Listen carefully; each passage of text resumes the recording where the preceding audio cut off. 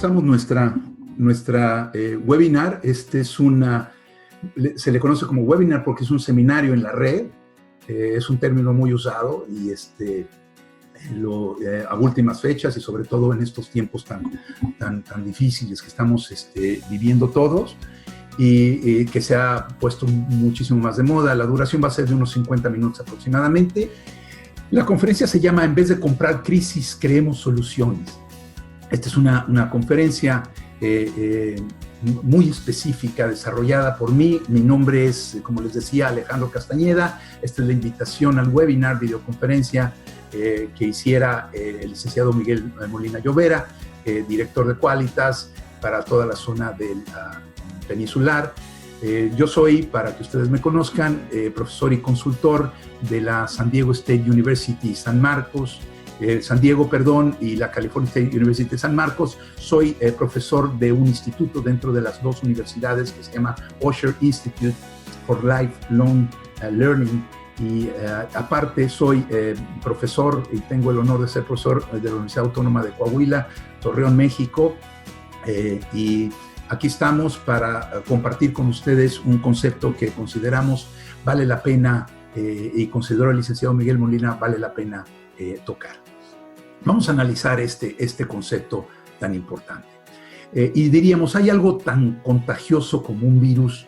¿Sí? ¿Hay algo tan verdaderamente que se desplace a una velocidad tan fuerte como un virus? Sí, el comprar la crisis.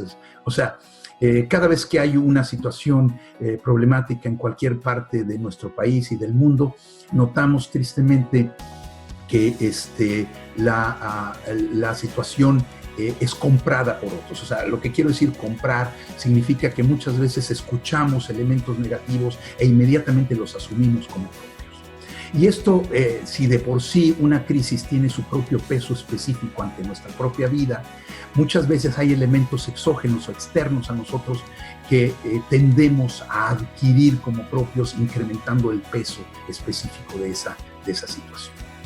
¿Sí? Les quiero decir que las crisis son inevitables. Las situaciones de cualquier naturaleza son inevitables. El generar de ello una crisis personal es realmente optativo. O sea, las crisis son situaciones que suceden, son situaciones que nos han venido pasando durante toda la humanidad. Durante toda la historia de la humanidad. El generar de ello una crisis personal, eso es una opción que nosotros tomamos. O sea, muchas veces nosotros, por ahí dicen, y se dice con tristeza, que nos enferma a veces hasta lo que no comemos. Y es verdad, tendemos a adquirir la negatividad de otros elementos como propia y decimos, y para colmo le pasó esto a tal país o a tal persona o a tal institución, cuando en realidad el efecto negativo no necesariamente está en nosotros. ¿Sí? El contenido de los hechos, ¿no? Podríamos decir, o déjenme decirlo de otra forma, el contenido de la información de los hechos. O sea, más que el contenido de los hechos, es el contenido de cómo estos hechos nos son informados. Entonces, contenidos de la información de la crisis son así, siempre. Aquí tenemos un vaso de agua que ha sido siempre el símbolo para entender muchas de las cosas entre el medio lleno y el medio vacío. Ahora lo voy a usar en otro tenor de cosas, ¿no? Tenemos un contenido que le llamamos objetivo. O sea, cualquier situación tiene contenido, pues tiene información de la misma. Este contenido objetivo, o la parte objetiva del contenido está formada por datos, por hechos, por estadísticas y por periodismo serio. ¿Sí? Datos, hechos, conceptos concretos, etc. Sin embargo, también hay un contenido subjetivo de toda situación cuando es informada. Y está formada por redes sociales, rumores, supuestos, periodismo online sin sustento formal. ¿Sí? O sea, estas redes sociales, los rumores, generalmente muchos de ellos son intencionales, muchos de ellos no son intencionales, son inocentes, pero generan el estatus de que son reales, ¿sí? Cuando muchas personas generalmente nutren su información a través de las redes sociales y de ahí forman sus criterios y por ende acaban comprando elementos que, para empezar, probablemente sean ciertos, pero que pertenecen a otras latitudes o a otros grupos sociales, o no son ciertos, que es lo peor, y los adquirimos. Nosotros somos los, digamos, los únicos capaces de poder medir la intensidad de ese concepto, ¿no? Hay elementos endógenos, ¿sí? En toda crisis, en toda situación. Endógenos significa que son creados por nosotros o que nos afectan directamente a nosotros, o sea, que están dentro de nuestro poder o dentro de nuestro no poder, pero que están dentro de nosotros. Nos podemos enfermar, esto es la parte más grave, ¿no? Nos podemos contaminar, podemos perder nuestro empleo. Son elementos críticos endógenos internos propios que de alguna manera tienen un gran peso específico. Y hay elementos exógenos, o sea, externos en toda crisis. Elementos que están fuera de nuestro control. No los creamos y no son creados por nosotros, sin embargo, están en el ambiente como la lluvia, ¿no? Estos elementos caen, la gente habla a nuestro alrededor, la gente se comunica por WhatsApp, la gente nos manda correos, la gente nos habla por teléfono, la gente supone cosas y las da por, esos supuestos los da por hechos. Entonces, estos son elementos exógenos que muchas veces creamos, ¿sí? En estos elementos endógenos son, por lo tanto, aquellos que te atañen directamente y los exógenos son aquellos que no. ¿Okay? Entonces, una de las cosas más importantes ante la presencia de cualquier situación, y esto lo dicen los sociólogos, no lo digo yo, está escrito en muchos estudios reales, ¿no? Cuando vienen las crisis, cuando vino la baja de la bolsa en el 2008 o en el 1930 y tantos, o cuando han venido todas estas cosas, hay elementos que están dentro y elementos que están fuera de nuestro control, ¿sí? Estos elementos son importantes de que sean definidos con claridad. Los primeros, ¿sí? Son omnipresentes como la lluvia, están por doquier. O sea, los que son situaciones rumorales, ¿no? Se transmiten al, por ejemplo, leer las noticias, ¿no? Se transmiten, por ejemplo, también al compartir o recibir mensajes en redes. Y también por Facebook, cuando vemos que gente publica o postea elementos negativos. Yo he recibido, por ejemplo, en la zona fronteriza donde vivo, entre San Diego y Tijuana, yo he recibido de algunas personas videos de situaciones críticas donde hay o incendios o la gente se está dando de balazos y resulta que no pasa nada de eso y son elementos que pasaron o en otro país o que pasaron en otro lado, sin embargo lo reciben inocentemente gente que está en tu red y te lo hace saber o lo postea por ahí con ninguna preparación o con ninguna chequeo, con ninguna verificación. Al hablar con amigos y familia en reuniones o por teléfono, ahora que estamos muchos de nosotros guardados, sino que la totalidad, ¿no? Al ver la tele, por ejemplo, ¿no? Hay compañías televisivas que no tienen sistemas verificadores de noticias y simplemente postulan las noticias sin ninguna chequeo de veracidad. Al escuchar la radio también, o en el radio pasillo, como dicen en las empresas, ¿no? Se generan comentarios sobre alguien y esos son totalmente destructivos. Y por último, en el transporte cotidiano, ¿no? Todos estos elementos los compramos. O sea, esa es la compra a la que me refiero. O sea, compramos rápidamente estos elementos y caemos en esta particularidad, ¿no? En este elemento básico, el contenido subjetivo. ¿Okay? El contenido subjetivo empieza a tener, cuando no debería, empieza a tener mucho más peso que el contenido objetivo, basado en hechos reales.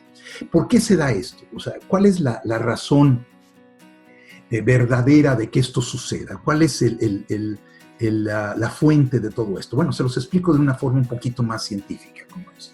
Nosotros, obviamente, el cerebro ha sido estudiado ampliamente a lo largo de los siglos, ¿no? Y al final, sobre todo desde 1940 y tantos, 50 a nuestra fecha, el cerebro ha sido objeto de mucho estudio para comprender no solo los elementos operativos de nuestro cuerpo, sino también los elementos emotivos y psicopatológicos. Nosotros en nuestro cerebro tenemos áreas, obviamente. Una en especial que siempre ha llamado y me llama a mí la atención es la zona límbica. La zona límbica es responsable de los sentimientos y la parte emocional del cerebro. Limbic viene de la palabra en latín limbus, que significa temporal.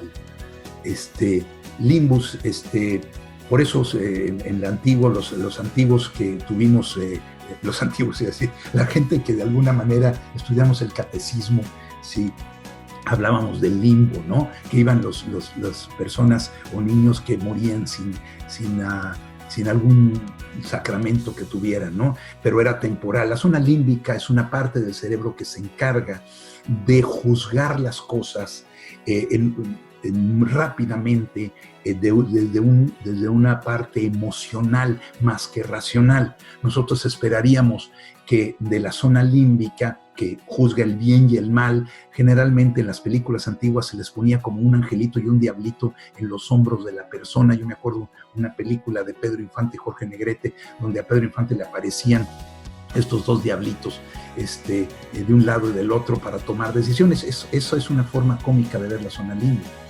Pensaríamos que de la zona límbica debería irse a la zona racional o al cerebro pensante, que es la neocorteza. Sin embargo, no es así. Muchas veces de la zona límbica, en vez de irse a esta zona, se va a la zona reptiliana, ¿sí? Hoy muy discutida y muy conocida, que es instintiva. También se le conoce como el cerebro dinosaurio, que es en la zona reptiliana, tiene básicamente es binaria, o sea que o huyes o atacas, ¿no? Y esta situación. Entonces, la zona límbica en alguna medida es responsable de que en vez de razonar, nosotros pasemos a accionar e inmediatamente hacemos de cualquier crisis nuestra propia crisis. Probablemente sean tus crisis las que tengas y sean reales y las tengas que sufrir, ¿sí? O probablemente sean de alguien más y las compres y las absorbas y las consideres como necesarias en tu vida, ¿sí? Estos son circunstancias que por desgracia son así. La zona límbica se encarga de que la pérdida de chamba de tu vecino o el cerrado de una compañía en alguna parte del país inmediatamente te absorbe y le haces una crisis personal cuando realmente no lo es, o puede ser a largo plazo, pero en este momento tú tienes tus propias situaciones de las cuales hacerte cargo. Dicho esto, probablemente esas otras crisis incrementen las propias y generes crisis que antes no tenías. Y aquí es donde yo hablo de la conferencia del día de hoy, que se llama Genera crisis, no compres crisis que hay, o sea, no te hagas de elementos. El punto de partida es saber cuáles son aquellas que te afectan de forma directa y cuáles no. Y aquellas que te forman directa y que se incuban en tu propia circunstancia, tomes el tiempo de atenderlas sin que el tiempo sea robado por aquellas que están fuera de tu control. Las crisis, por más graves que éstas sean, ¿sí?, no son más que circunstancias que te acontecen, por más graves. O sea, el poder de la palabra nos hace muchas veces pensar que una sola palabra le puede quitar a alguien algo, ¿no? Pero son crisis. Tú siempre te encuentras en una disyuntiva en la vida. Con la gráfica, el dibujo es muy importante en este caso. Tú tienes esa disyuntiva en un camino en forma de Y, donde a la izquierda ves los nubarrones y a la derecha ves un camino más claro. Curiosamente, nosotros los seres humanos tenemos una tendencia, que diríamos a veces hasta infantil, de coger ese camino que tiene los nubarrones, ¿no? El embarrarnos, es decir, ya no tiene esto remedio, ya nos hundimos, ya nos morimos, ya nos caímos en esto, ya nunca más vamos a salir. Sin embargo, es una circunstancia, y la palabra circunstancia es muy importante en su semántica. Es algo que te rodea y simplemente ya te rodea y no tiene más remedio, ¿sí? Entonces es importante que estas cosas sean vistas desde esa perspectiva. Las circunstancias te van a acontecer tarde o temprano. Tu camino puede ser hacia acá, hacia el comprar ese ambiente nocivo que te está invitando, porque aparte tiene contenido de gente que conoces, o puedes tomar el camino de decir, ok, me voy a ir y solamente voy a atender aquello que yo sé que puedo batallar, que puedo conquistar, que puedo combatir, ¿sí? Muy importante esta última esta pequeña parte, no última, pero pequeña parte. Definamos las circunstancias, ¿no? Una circunstancia es tan destructiva o inofensiva dependiendo de cómo la manejemos. O sea, la circunstancia tiene un peso específico propio, o sea, tiene un grado de maldad o un grado de bondad. Sin embargo, este se dimensiona o incrementa tanto como nosotros querramos que este se incremente o se disminuya. No es que se borre. Todo depende de aquí, de esa zona que hablábamos. Todo depende de la amígdala, o sea, todo depende de la zona límbica, de cómo nosotros, a través de la cultura de muchos años, a través de nuestra educación, de la manera en que nuestros padres y hermanos vieron la vida, viene a tener un impacto muy fuerte en nuestra subconsciencia y nos hace determinadas cosas verlas de determinada manera. De ahí vienen muchas cosas viciosas, por ejemplo, como el racismo, ¿no? O sea, viene de que ciertos rasgos están asociados con ciertos comportamientos y nuestra zona límbica inmediatamente los rechaza como elementos negativos. O sea, tristemente es así. No se van a la zona de raciocinio, sino se van a la zona reptiliana donde rechazamos las cosas. Las circunstancias son eso, lo que nosotros querramos hacer. Sin embargo, un autor muy prestigiado en una ocasión acuñó una frase que yo tomé inmediatamente porque es muy profunda y es muy interesante. Y esta frase dice así: las circunstancias son enemigas de los débiles y aliadas de los fuertes. ¿Qué significa esto? ¿Sí? ¿Qué significa esta circunstancia de esta manera? ¿Qué quiere decir? Las circunstancias son enemigas de los débiles y aliadas de los fuertes. Analicemos. ¿Por qué? ¿Por qué son enemigas de los débiles? Aquí vemos un dibujo tipo caricatura. Dice un chico ahí, dice, diablos, no contaba con esos gastos, ¿no? ¿Por qué son enemigas de los débiles? Bueno, se los digo claramente, porque las circunstancias negativas nos ayudan a justificar ciertos comportamientos que ya traíamos. Por ejemplo, el te lo dije, ¿no? O sea, estas circunstancias negativas que nos previenen de lograr un acuerdo, un contrato, una venta, una prospectación, un crecimiento económico, etcétera, nos vienen como anillo al dedo. No quiero decir esa frase en ningún sentido, pero como anillo al dedo. ¿Por qué? Porque justifican y decimos, te lo dije, ¿no? También nos ayudan porque mal de muchos, ¿sí? Remedio de tontos, ¿no? Pero mal de muchos nos cobijamos. O sea, es una circunstancia, decimos, que nos pone en la incapacidad de salir adelante porque a todos nos está pasando. Y si a todos nos está pasando es que la cosa es así y punto, ¿no? También las circunstancias nos dan permiso de fallar, ¿sí? Nos vamos de vacaciones, cerrado por coronavirus, cerrado, etcétera, nos dan permisos de fallar. No tengo que hacer el esfuerzo. El fallar, que en tiempos normales pudo haber sido una circunstancia criticable hacia mi persona, por mí mismo o por quienes me rodean, en este momento no lo es. Tengo el derecho de fallar.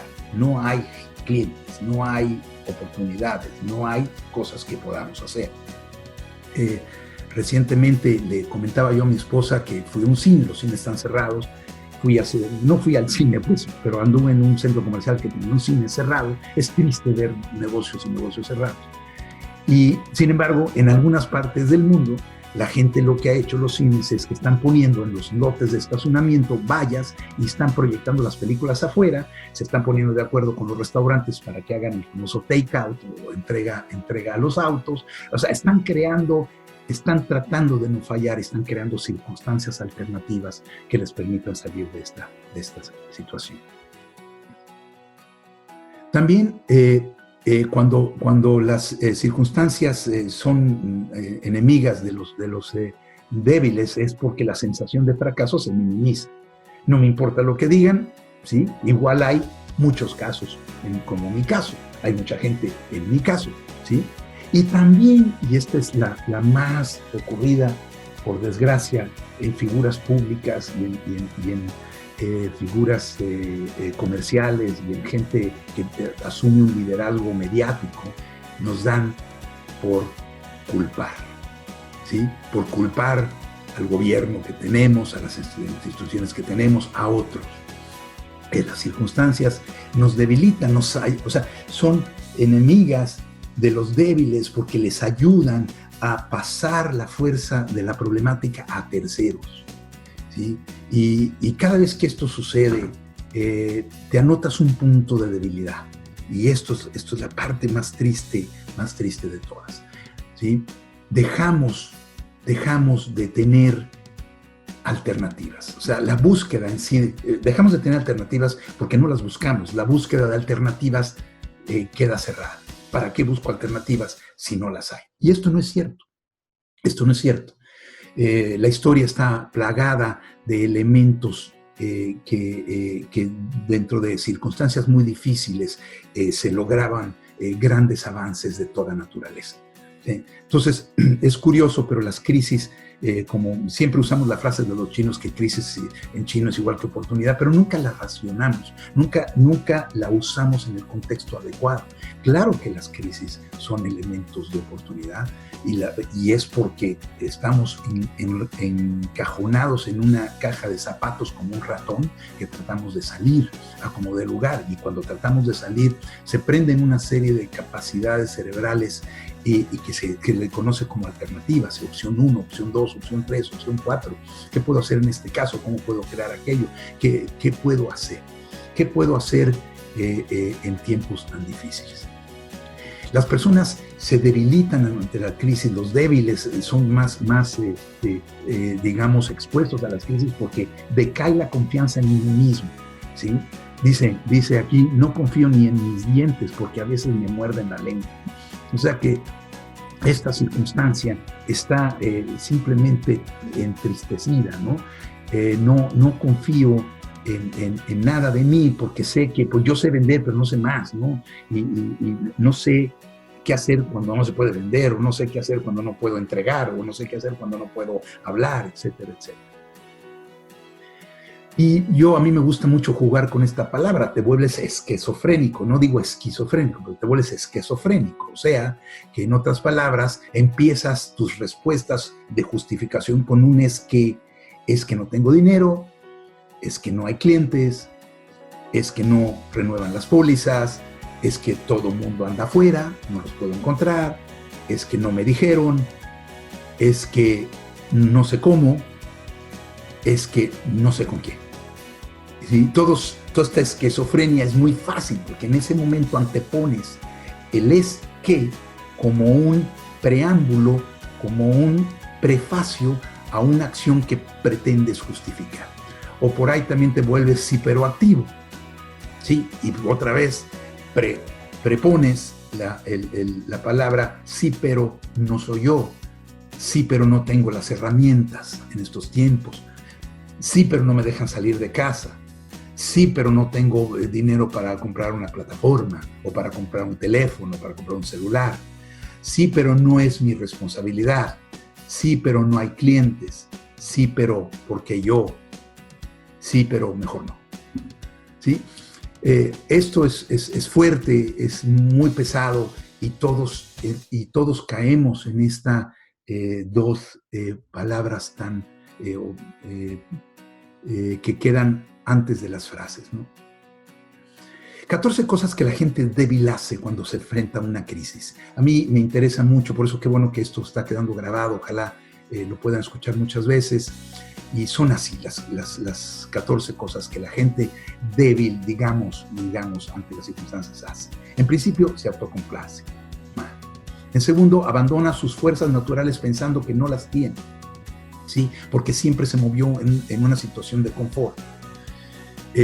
Otra de las cosas es el cambio. Huye del cambio, porque en ese momento hay momentos que las circunstancias críticas nos impulsan a hacer cambios profundos, dolorosos, que cuando pierdes un juicio de algo, o cuando pierdes una propiedad, o cuando cierta circunstancia en una ciudad es muy fuerte, entonces tú en ese momento generas el cambio, lo tienes que tomar. Gasta energía en cosas que no puede controlar, o sea, se va a las circunstancias, ¿cómo se diría? Se va a las circunstancias ajenas, ¿no? A esas crisis que yo decía que eran exógenas. No se enfoque en las que puede. Gasta energía en cosas que no puede controlar y no se enfoque en las que puede porque ya las gastó en la anterior. Actúa para complacer a los demás. Ok, sí voy a hacer lo que me dices, pero no creo en ello, ¿no? Se atemoriza de correr riesgos calculados, y la palabra riesgos calculados la subrayo. O sea, aunque son calculados, aún así no los quiere correr. Y continuamos, ¿no? Se refugia en el pasado, es que nunca me había pasado esto, yo no, etcétera, o repite elementos fallidos pensando que esta vez sí funcionarán del mismo pasado. Se enoja si otros tienen razón, se pliega ante la derrota y no reinicia, no hay setup nuevo, huye de la soledad, acusa al mundo de deudas inexistentes o de acciones que le hicieron inexistentes, y por último, espera resultados inmediatos. O sea, en otras palabras, las circunstancias son enemigas de los débiles. Por esta razón. Ahora, ¿por qué son aliadas de los fuertes? ¿Sí? ¿Por qué? ¿Por qué son aliadas de los fuertes, ¿no? Esto es la pregunta que vale la pena. Pues de entrada les comento que son aliadas de los fuertes porque el fuerte se une al 20%, ya que el 80% se encuentra muy ocupado buscando excusas, no haciendo algo. O sea, lo interesante de este binomio, de esta circunstancia, es que las oportunidades de hacer algo diferente se expanden porque la mayoría se queda inactivo, se queda pasmado, ¿sí? Entonces las oportunidades se abren curiosamente para aquellos que están dispuestos a tomar alternativas, a hacer algo. Y aquí hay un dibujo que es muy bueno para eso, le llamo la regla del 80-20. Mientras todos están a la izquierda, en la pecera de la izquierda, están pasmados, alguien dice, yo no puedo estar en esta circunstancia, y se sale y brinca y se va a un lugar donde no hay nadie, porque el 80 de 100 están metidos en las 14 cosas que les acabo de decir, y solamente 20 de cada 100 están dispuestos a hacer algo para poder sobrevivir. Sí, estas personas tienden a crecerse ante las dificultades. O sea, las dificultades les hacen buscar alternativas para salir de esas mismas dificultades. O sea, se vuelven fuertes ante las circunstancias difíciles, pues saben que no hay de otra. Es cierto, una de las cosas muy importantes es que o es plan B o es plan B, ¿sí? Y esta es una parte básica para comprender por qué ciertas fortalezas se dan. Porque sabes que no hay manera de no sortearlas. Otra cosa que hacen los fuertes es que no compran crisis externas, se concentran en las propias, buscan soluciones solamente a las internas. Y si el 80% de tu tiempo o más lo dedicas a atacar aquellos elementos que sí están dentro de tu área de control, ¿sí? Aquí vemos la zona límbica que les decía, ¿no? Que están dentro de tu área de control, entonces las cosas cambian. ¿Sí? Ellos saben que hay maneras de sortear las cosas, ¿no? Y por otro lado, vamos a ver 14 cosas que la gente mentalmente fuerte hace diferente para dominar estas circunstancias. Empecemos por el principio, ¿no? En principio ejercen control de sus emociones. Sí, esto es importante, aunque muchos de nosotros, me incluyo completamente, las emociones me tienden a ganar. O sea, un razonamiento preciso hace que ejerzamos control de estas emociones para que de la zona límbica no se vayan a la reptiliana, sino se vayan a la racional, ¿no? En segundo, replanteamos las situaciones y recurren, ¿qué pasaría si yo hiciera esto? Que esta es una técnica muy importante de desarrollo. En inglés dicen what if, ¿no? ¿Qué pasaría si yo, por ejemplo, en vez de tratar de encontrar a mis clientes, trato de ayudarlos en alguna medida, ¿sí? Trato de crear un foro de ayuda, trato de replantear cosas diferentes. ¿Por qué? Porque en estos tiempos de crisis todos los esfuerzos que una persona haga profesionalmente hablando, ¿sí? Van a dar sus frutos cuando la situación haya pasado, porque esta pandemia pasará, ¿no? Este es un hecho absoluto. O sea, sabemos que pasará. Pero si nosotros nos quedamos tiesos ante la pandemia y no hacemos nada, cuando salgamos de ella, los que hicieron algo, los que contactaron a alguien, los que hicieron algo, son aquellos que se van a ver beneficiados. Se esfuerzan en estar calmados, aunque no sea su cualidad primaria, que es lo que yo decía. Aceptan cosas que no pueden cambiar. Bueno, esto lo dejo a un lado, esto lo pongo más para el futuro. Aprecian lo que tienen y lo usan. O sea, ¿qué herramientas tengo en este momento que me permiten sortear esto, ¿no? No se bañan en las negatividades escuchadas, ¿sí? Y digo bañan y la uso con toda la intensidad posible. Es que nos metemos, ¿no? Completamente como en una regadera a escuchar cosas, y estas cosas se vuelven adictivas. Fulano, ¿qué crees? Y el gobierno, fíjate lo que hizo, y aquellos, no es posible, ¿qué tal? Entonces, en ese momento ya estamos inmersos en elementos de negatividades que en realidad no tenemos ningún control de ellos. Toman responsabilidades de sus pensamientos y acciones y los ponen en marcha, ¿sí? Por otro lado, no se culpan ni se disculpan. O sea, aquí no hay culpables, no usan elementos, tienen confianza en su juicio interno, ¿sí? En la neurolingüística hay un concepto que es muy importante, que se llama precisamente así, ¿no? La capacidad de creer en tu juicio interno o requerimiento de creer en un juicio externo. Hay personas que constantemente están buscando la aprobación de los demás. Tenemos que empezar en momentos de crisis difíciles a creer, creativamente nuestro juicio interno, decir, me la juego, ¿no? En este sentido. Tratar de recordar experiencias pasadas buscando lo que habían hecho bien o mal, cosa que vale la pena. Tenemos un banco de información de cosas que hemos hecho en el pasado que han funcionado. Cambian lo que pueden y no se detienen en lo que no pueden. Ya lo habíamos dicho. Buscan consejo. No cerrarse. Mientras los débiles buscan la soledad, los fuertes en este caso buscan el consejo. Se disciplinan en la vida y saben que las cosas no duran para siempre. O sea, todo esto es importante. Todo lo anterior, ¿sí? Es básicamente algo que está en tu poder. Es básicamente una toma de decisión personal. Una toma de decisión personal. Tú tienes que decidir, nadie puede decidir por ti.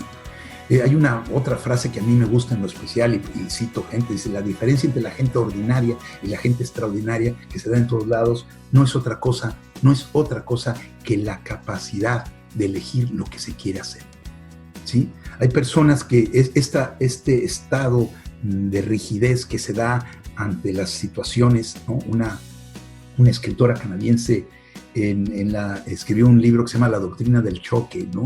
Que dice que cuando ciertas cosas vienen así como un tren que se te deja venir encima, como es este caso del coronavirus, nos quedamos los seres humanos pasmados, ¿no? Es un efecto inclusive que se da en la naturaleza, ¿no? Cuando un tigre ataca a un ratón o a un gato o a un animal, muchas veces se queda pasmado. El estrés hace que todas sus articulaciones se queden rígidas, ¿no? Nos quedamos pasmados ante una crisis, ¿no? Y no tomamos una decisión. Hay que elegir lo que queremos hacer, porque quedarte pasmado es la no elección, ¿sí? Porque aunque hoy vivimos en una pandemia terrible, esta no es más que una situación, ¿sí? Es finalmente triste, fuertísima, pero esta no es más que una situación, ¿sí? Una situación, y nosotros somos víctimas de las situaciones que vivimos.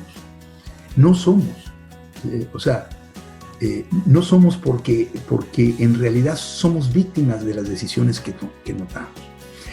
Las personas tendemos a culpar a la situación que vivimos de nuestras situaciones mismas, de nuestra precariedad económica o precariedad emocional, sin darnos cuenta que son decisiones que hemos tomado al paso del tiempo, ¿sí? Las decisiones que tomemos hoy van a ser las situaciones de cuando salgamos de la pandemia. Si hoy no tomamos decisiones, la situación posterior a la pandemia va a ser peor en otros sentidos. Son decisiones que tomamos inclusive en el pasado, en ocasiones remotas, previamente, que hoy, por ejemplo, si hoy nosotros o algunos de nosotros vemos que no tenemos los recursos económicos suficientes para capotear, es que probablemente nunca tomamos la decisión de ahorrar, ¿sí? O sea, la situación no es culpable, sino la decisión que tomamos que generó esa situación. Y en el hecho de culpar a los demás es fácil culpar a la situación, mas nunca a nosotros mismos que nunca tomamos la decisión de actuar proactivamente para generar algún tipo de recurso. Creo que hoy es la oportunidad de darse cuenta de eso. ¿Verdad? Generalmente hay que voltear al pasado y decir, ¿qué decisión no tomé o qué acción no hice en el espejo retrovisor de la vida que me puso en esta circunstancia el día de hoy? Tomar decisiones es actuar y crecerse ante la situación, ¿sí? Eso es, nuevamente pongo a la pecera, ¿no? El individuo saliendo de una situación previa para empezar a buscar alternativas. Es buscar el cómo y el cómo, el qué y el cómo, perdón, en vez de el él y por qué, ¿sí? ¿Por qué él? ¿Quién fue? O sea, esto es la parte más fundamental. ¿Cómo le hago? ¿Qué hago y cómo le hago? No por qué y quién fue. O sea, ¿quién me hizo esto? ¿Por qué me pasó esto? Si ustedes analizan estos dos elementos que están ahí, el por qué y el quién, no tienen salida, porque si bien encuentras al quién, o sea, que seguramente eres tú mismo, ¿sí? Pero no te lleva a una solución. El por qué me pasa esto no te lleva a una solución porque es una conmiseración. En cambio, el qué hago y cómo lo hago, sí te lleva, o sea, sí tiene seguimiento posteriormente a la palabra, ¿sí? Entonces, esto cambia fundamentalmente una dinámica activa, de una dinámica pasiva a una dinámica activa.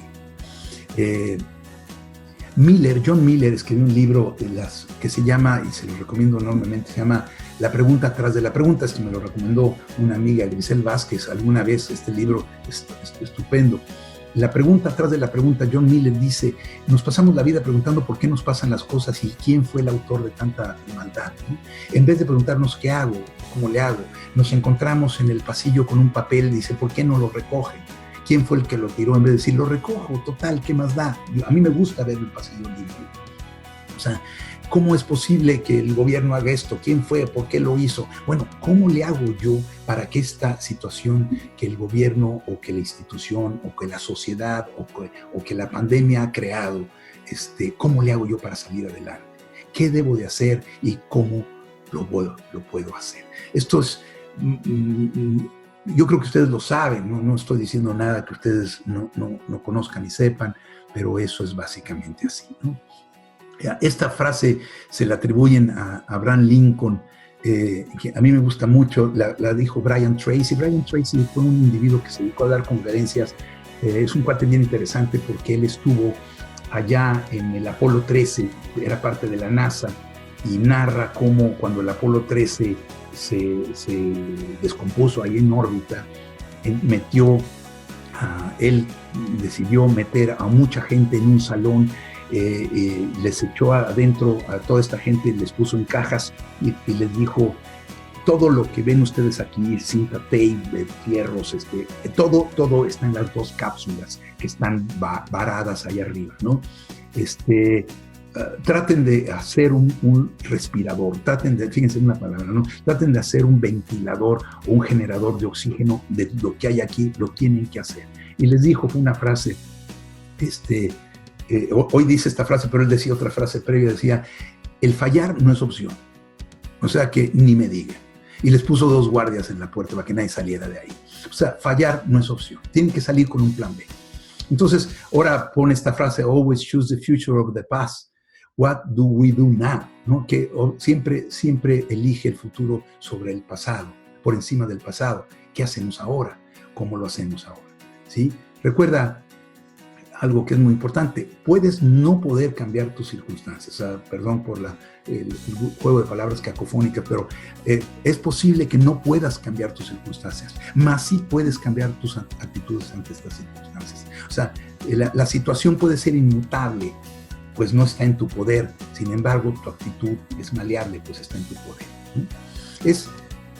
Esta parte es básica. Entonces, simplemente haz de lado, no compres elementos negativos, deja de escuchar cosas que simplemente atraen tu atención y concéntrate en lo que puedes hacer, ¿sí? Hoy en día, no olvides esto, este bello paisaje que vemos aquí, me gustaría usarlo de ejemplo. No olvides que tu situación actual es aquí donde estás. ¿Sí? No olvides que tu situación actual no es tu situación final. ¿Sí? O sea, el hoy no es el mañana. Todo depende de qué circunstancias, qué palancas generes, qué cosas hagas para que eso suceda. Toma la decisión de crear una solución actual y determina así tu situación final. ¿Sí? Y por último, ¿sí? Es una frase, ahora sí, que se le atribuye a Abraham Lincoln, que dice, "This too shall pass", ¿no? Se ha usado mucho y siempre se le refiere como una gran filosofía de vida. Esto igual pasará. ¿Sí? Tragedia, desgracia, sí. Fuerza del destino, bancarrota, sí. Mucho de esto vamos a enfrentar. Sin embargo, va a pasar. La pregunta es no quién lo hizo o por qué lo hizo, sino cómo le hago, qué hago y cómo lo hago. Y esto es la parte más importante.